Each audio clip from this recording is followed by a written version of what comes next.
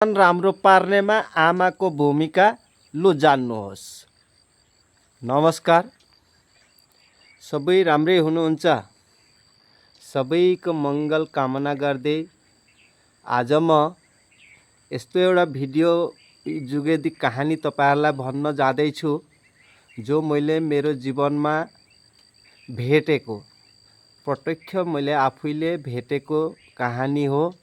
जे सन्तान राम्रो पार्नेमा जे आमाको कति भूमिका छ, मैले केही बुझेर तपाईहरुलाई यो कुरो भन्न जाँदैछु। राम्ररी अन्तिम तक सुन्नुभयो भने निश्चय तपाईहरुले केही न केही त बुझ्नुहुन्छ र म भन्न जाँदैछु। लो तपाईहरु मन लगाएर कुरो बुझ्नुहोस्। एक दिनको कुरो, म डुल्न गएको थिएँ अलिक टाढै र डुल्न जाँदा एउटा साथीकोमा 2-4 दिन बसेँ र बस्दाखेरि तीको ओल्लो घर पल्लो घरको माने घरको मान्छेको कहानी एउटा साथीले पनि मलाई बतायो र साथै मैले पनि प्रत्यक्ष देख्न पाएँ। अब के भन्नुहुन्छ, कस्तो कहानी भन्नुहुन्छ भने सुन्नुहोस् मजाले। म वहाँ दैनन्दिन 2-4 दिन जब बसेको थिएँ त ओल्लो अलिक अगाडिपट्टि घर एकजना मानिसको थियो। उहाँको जीवनको बारेमा म तपाईहरुलाई अब भन्दैछु जे के कस्तो माने हिसाबले मैले देखेँ। अब कुरो यस्तो जे उहाँले बिहेबारु गर्नु भएको थियो र उहाँको जीवनमा 2 जना सुपुत्र जन्म भए, 1 जना छोरी, ठीक छ, र टोटल 3 जना भए। र अब सुन्नुहोस्,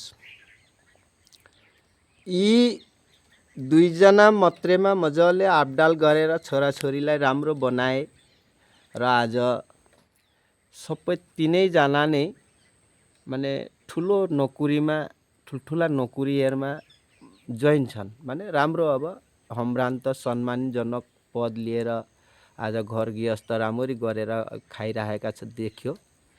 र अब सुन्नु है, असल कुरो चाहिँ के भन्न जाँदैछु र राम्रो लाग्यो, मैले पनि धन्यवाद दिए।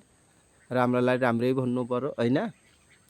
सेकेन्डमा कालको गतिमा के भयो भने त्यो घरमा अवानिखा भयो। पहिले कि आमा खसिन, अब ती नानीहरुका खस्नु भयो। खस्नु भएकामा गर्दाखेरि फेरि उहाँले द्वितीय विवाह गर्नुभयो। हेर्नु है, अनि जब द्वितीय विवाह गर्नुभयो अब लाग्यो कुरो अर्को। द्वितीय विवाह गर्दामा उहाँका पनि 2 जना, सेकेन्ड पट्टिमा 2 जना छोराछोरी भए। लेकिन कुरो चाहिँ सुन्नु है, ती छोराछोरीमा 1 जनाले चाहिँ जसोतसो मेट्रिक 2 खेप दिएर पास गरे, त्यहाँबाट पढाइ बन्द। अर्कोले चाहिँ मेट्रिकै दिएन, घरमा माने महिना दिनमा कति दिन कोही बेला आउँछ, कोही बेला कहाँ सुत्छ, यो पोजिसन। र मैले त्यो केसलाई अलिकति गुरुत्व हकारले लिए, किनभने यो बडो इन्ट्रेस्टिङ कुरो रे।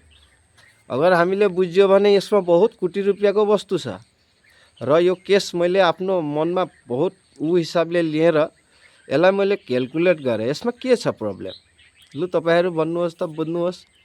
घर त एउटै, बाउ पनि एउटै, सम्पत्ति पनि एउटै, लेकिन एउटा कुरो चाहिँ सोच्नुहोस् के आमा चाहिँ 2 जना। अब तपाईहरु नै लु भन्नुहोस् त, यसमा कसको गल्ती होला? पिताको, न त्यो घरको परिवेशको, न आमाको? कहीँ न कहीँ त गल्ती छ, निश्चय बुझ्नेले बुझ्नु भयो। अब म प्रकाश गर्दिन। रस्तो सावधान, बच्चा आमाबाटै हुन्छ सबै थुक बनाउनु, सुन्नुभयो त? किनकि तपाईले जे सिकाउनुहुन्छ बिहान मान्ने जस्तै सारेगामा पाधा नि सा सा सा सा हो त्यस्तो वस्तु चाहिँ सारेगामा तपाईहरुकोबाटै चल्छ जब र तपाईहरुले संस्कार जस्तो दिनुहुन्छ पछाडि संस्कार त्यही पाउँछन् जस्तो लाग्छ के मलाई मेरो मनमा, किनकि मैले त्यही अब मैले चाहिँ त्यही भेटे र धन्यवाद। आज मैले भेटेको कहानी तपाईहरुलाई फेरि द्वितीय माने यो भनिदिएँ। सायद तपाईहरुलाई राम्रो लाग्यो भने भन्नु, फेरि यस्तै भिडियोहरू म लिएर आउँछु तपाईहरुको अगाडि, ताकि राइजले अलिकति भए पनि मेरोपट्टिबाट अलिकति हका पाउनुभयो भने म आफ्नो जीवनलाई त्यही धन्य मान्छु। हुन्छ, बाई बाई, गुड बाई।